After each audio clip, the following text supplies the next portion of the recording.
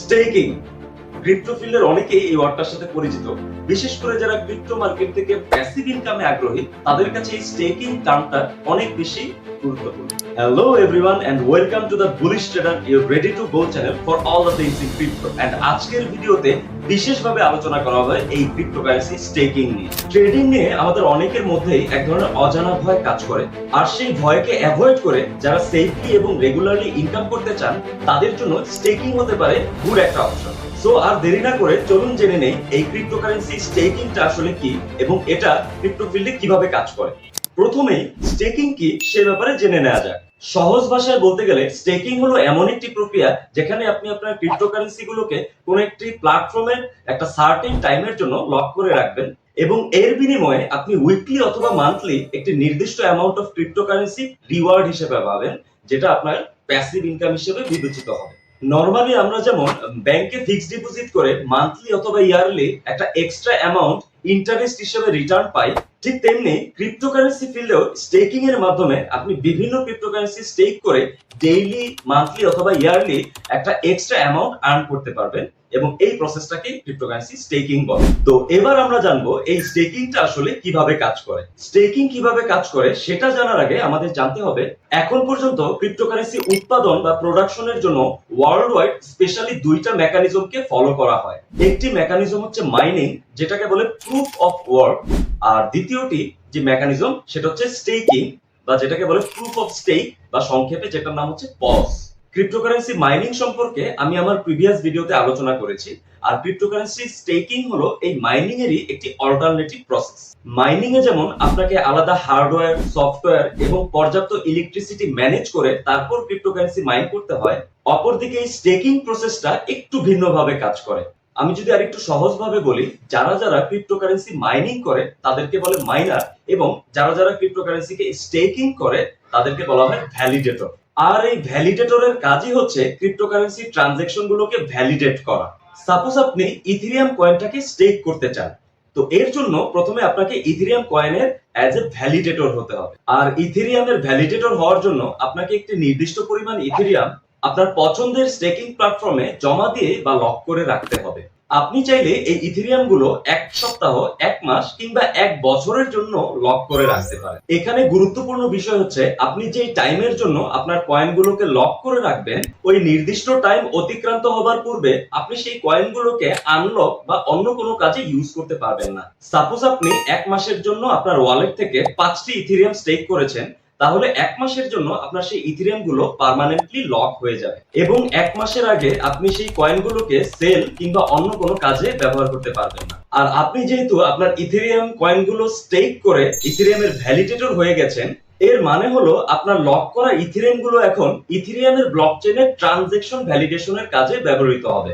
অর্থাৎ ভ্যালিডেটরদের ইথেরিয়াম গুলো ব্লকচেনের নতুন নতুন ব্লকগুলোকে ভেরিফাই করবে এবং পাশাপাশি ব্লকচেনের ট্রানজ্যাকশন গুলোকেও ভ্যালিডেট করবে।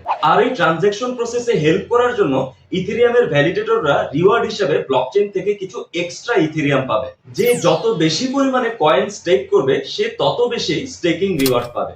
লিগ্যাল ভ্যালিডেটর হওয়ার শর্ত হচ্ছে আপনি যেই কয়েনটি স্টেক করতে চান সেই কয়েনের ম্যানেজমেন্টের রুলস অনুযায়ী আপনাকে অবশ্যই একটা certain amount of coin stake করতে হবে।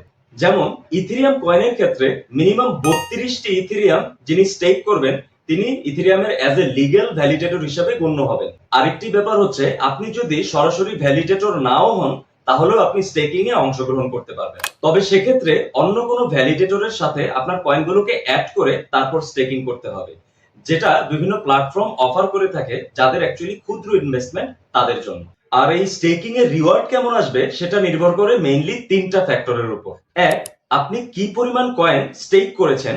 দুই, ওই কয়েনের ব্লকচেইনে নেটওয়ার্কে স্টেকিং এর মোট পরিমাণ। তিন, স্টেকিং এর সময়কাল বা আপনি কত সময়ের জন্য কয়েনটাকে স্টেক করেছেন।